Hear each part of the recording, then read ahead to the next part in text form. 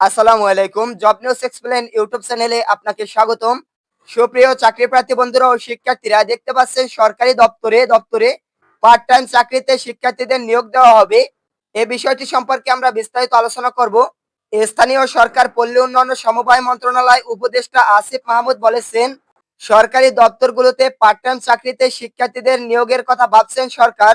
আমরা বিষয়টি নিয়ে কাজ করছি এবং কিভাবে তাদেরকে নিয়োগ দেওয়া যায় সে বিষয়ে আলোচনা করা হচ্ছে। আজ শনিবার অর্থাৎ গতকালকে ঢাকা উত্তর সিটি কর্পোরেশন নগর ভবনে আয়োজিত এক অনুষ্ঠানে প্রধান অতিথির বক্তব্যে একথা বলেছেন তিনি। আসিফ মাহমুদ বলেন, ট্রাফিক পুলিশের সহায়তা হিসেবে শিক্ষার্থীদের যেভাবে পার্ট টাইম নিয়োগ দেওয়া হয়েছে সেভাবেই তাদের সরকারের বিভিন্ন দপ্তরে নিয়োগের কথা ভাবছে সরকার। বিভিন্ন উন্নত দেশের মতো 5ই আগস্টের পরে ট্রাফিক পুলিশের সহায়তা হিসেবে প্রায় 1,000 শিক্ষার্থীদের পার্ট টাইম হিসেবে নিয়োগ দেওয়া হয়েছে। অনুরূপভাবে আমরা সরকারের বিভিন্ন অফিসে পার্ট টাইম চাকরিতে নিয়োগ দিতে চাই শিক্ষার্থীদের। বিভিন্ন দপ্তরে কিছু পদে ফুল টাইম স্থায়ী নিয়োগের দরকার হয় না, তাই আমরা পার্ট টাইম নিয়োগ দিলে সরকারের ব্যয়ও কমবে, একই সাথে শিক্ষার্থীদের আর্থিক সচ্ছলতা আসবে।